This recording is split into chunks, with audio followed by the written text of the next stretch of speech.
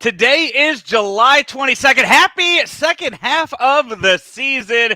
This is Daily Cards Live, presented by Munganess St. Louis Acura and Royal Banks of Missouri. I'm Joe Roderick. He is Bob Ramsey. Rammer, we did the show with Rockio the other day, but it's just me and you now for the first time in almost a month. Are you refreshed? Are the batteries recharged? Are we ready for the second half of the season? Yeah, I really am excited about it. The Cardinals, I think, will have some personnel moves by the time August 1st rolls around. I think I know they're getting healthier as each day goes by, and we're going to have a division race. I think coming up. Well, we're only half a game out now, but I think it's going to really gear up here for the end. Yeah, I one of the things, we are on full just Juan Soto watch for the next 10 days. Absolutely. So you were in there with the team back in 96, 97. Was it 97 when they acquired McGuire? Yeah, 97 when they acquired Mark McGuire. When did, and I'm trying to top player of a game, just a big name, middle of the season trade. I'm trying to think back when the last time the Cardinals were involved with a name the magnitude of what Juan Soto represents. I guess Matt Holliday would have been in that same category when the Cardinals traded for him. And I'll tell you, I don't know how Soto's career is going to end, but I don't think, even because they were here such a short time, but you could put an outfield together of Berkman, Beltran, and Larry Walker, three guys that were here for a short period of time. That's about as good a trio as you can put together. So I don't want to sleep on those guys either. But those guys weren't trades in the middle. I'm talking about trading for a name like that in the middle of the year. None of those guys. I mean, Larry Walker was he was a post-trade deadline guy. He was a waiver deal. Well, you're only talking, I think you're splitting hairs now. You're only talking 2 weeks difference. Okay, I guess so. But and that was also the end of his career too. Well, that's what I was just about to say. Yeah. The difference when any of those acquisitions, Holliday, McGuire, and all those guys, is that Soto's career is just beginning. Yeah. That's the big difference. So is there, when you think back to the rumblings before the McGuire trade or the Holliday trade, I mean, are we there yet, or is that still to come? I'm not sure what you're asking me. Just the rumors starting to swirl, the wheels spinning in the media cycle. No, the media, it was different. I mean, it's only been 25 years ago, but the media, even then, even though we had internet and all those kinds of things, it was still growing, not close to what we have now. So that kind of buzz was non-existent. The only other big trade where I can think of where you're talking about kind of caliber of player, including age and everything, is probably the best trade of all time for the Cardinals, Brock Fabrolio. Yeah, you're going back a while for that kind of supports your point. It just doesn't happen. Yeah, so we sit here now. We have the roster in place for the next 10 days or so. August 2nd is when that trade deadline will come along this year, and we will see, along with Juan Soto, the other rumors that are out there are Noah Syndergaard for the Cardinals. That's another name that's kind of being floated out there as far as a guy they could go and get. And let's not forget about Frankie Montas too, who hasn't been moved yet from Oakland. So there are other names out there that will help improve this team if the Cardinals do go get them. But here is what the Cardinals have for tonight as they open up the season in Cincinnati. First of 3 in Cincinnati, then 2 in Toronto, and then they're in Washington, D.C. next week. So 3 series road trip to start the second half of the year. Cardinals will lead off with Tommy Edman at short, Tyler O'Neill in left, Paul Goldschmidt at first, Nolan Arenado at third, Nolan Gorman DHing Dylan Carlson in center, Brendan Donovan at second, Lars Nootbaar in right, and Austin Romine is behind the plate. For the Reds, Jonathan India is at second.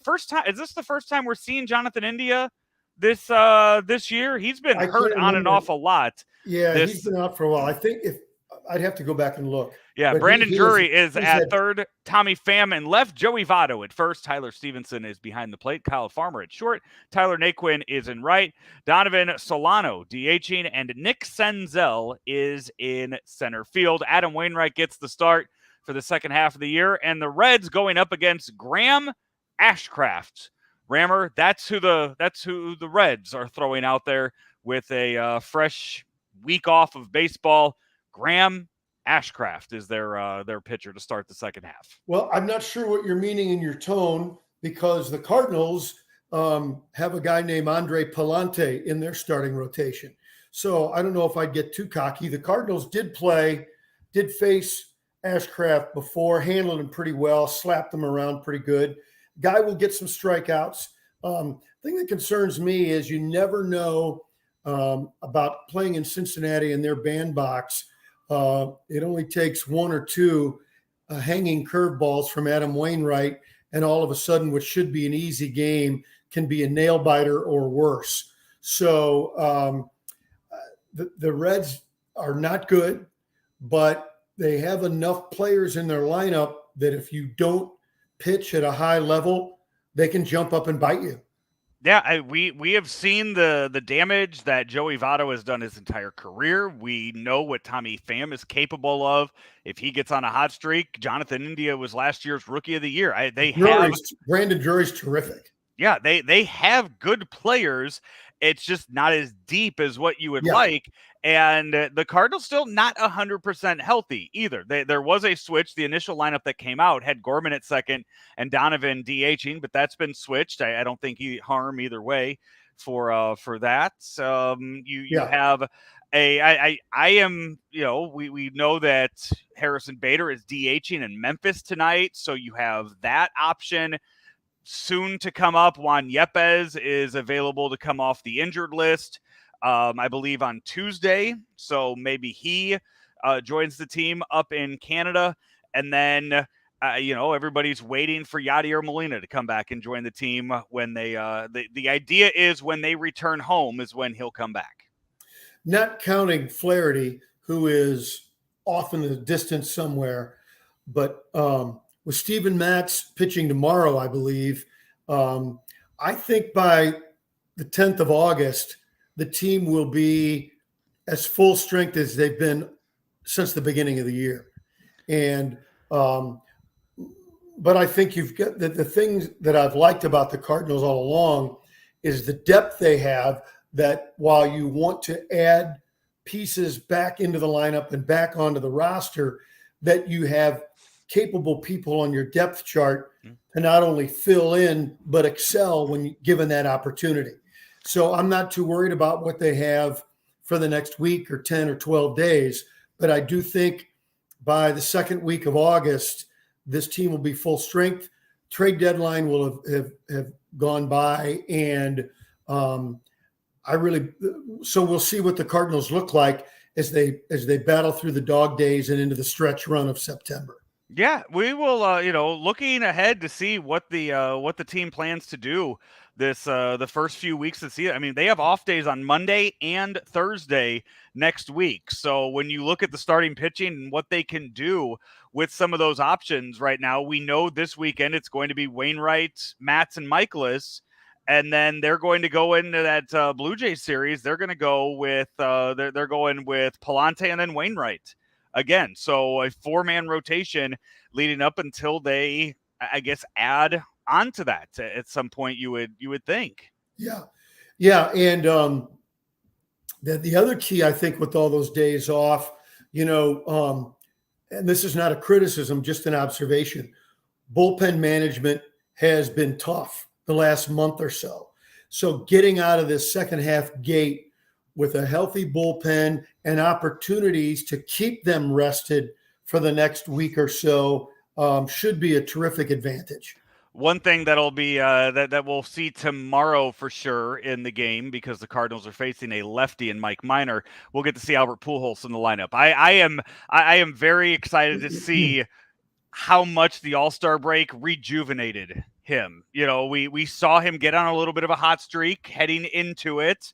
And then all the celebration, it looked like he was just a kid running around out there in LA.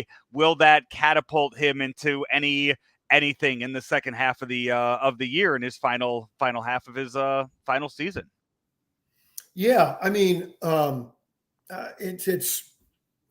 I have no predictions, but I don't really have any expectations. I don't. I don't know which way it goes. Yeah, the guy's well into his 40s. I just don't know. Oh yeah, he's going to come out and get hot and hit a dozen, or he'll continue to hit 215. I don't know what he'll do, but in particular against lefties, he gives you a good chance. And if you get more than that, hooray for the club.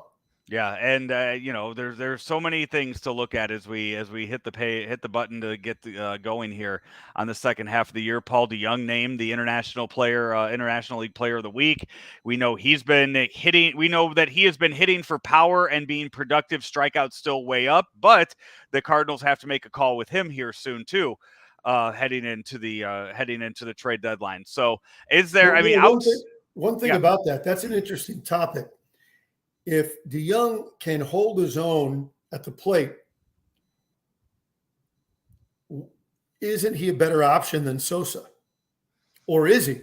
Does Sosa's speed make him more of an option? But if he can't get on base, what good is your speed? So we both love the way Sosa played in August and September last year. Who wouldn't love that? And I'm still a big fan, but he's still a kid. So if you've got a DeJong who can kind of hit at his career average numbers, I'm not even saying excel, career average, is that a better option off the bench for you? I don't know.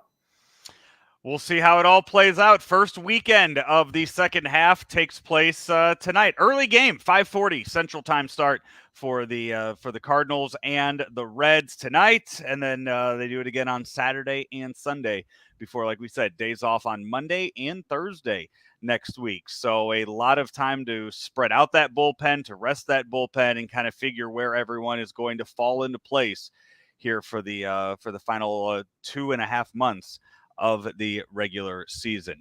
Rammer, we are sponsored each and every day by Mungenast St. Louis Acura and also your friends at Royal Banks. Right now I'm going through a home equity credit line situation with Royal Banks, and my goodness, with the experienced staff that they have, they make things so simple and so easy and so timely, and you get the best possible rates available.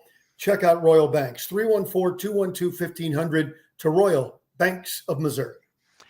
That's Rammer. I am Joe Roderick. We will be back with you on Monday for another episode here of Daily Cards Live. Enjoy all of your baseball this weekend, and we will talk to you next week. St. Louis Acura has almost 200 pre-owned vehicles in stock with inventory arriving daily and can offer the best trade-in value. While others raise their prices and fees, we choose to earn your repeat and referral business by not taking advantage of the current market situation. We invest in our team, becoming one of St. Louis's top places to work and fastest growing companies. St. Louis Acura remains committed to becoming better than ever for you. Located at Manchester and Mason Roads.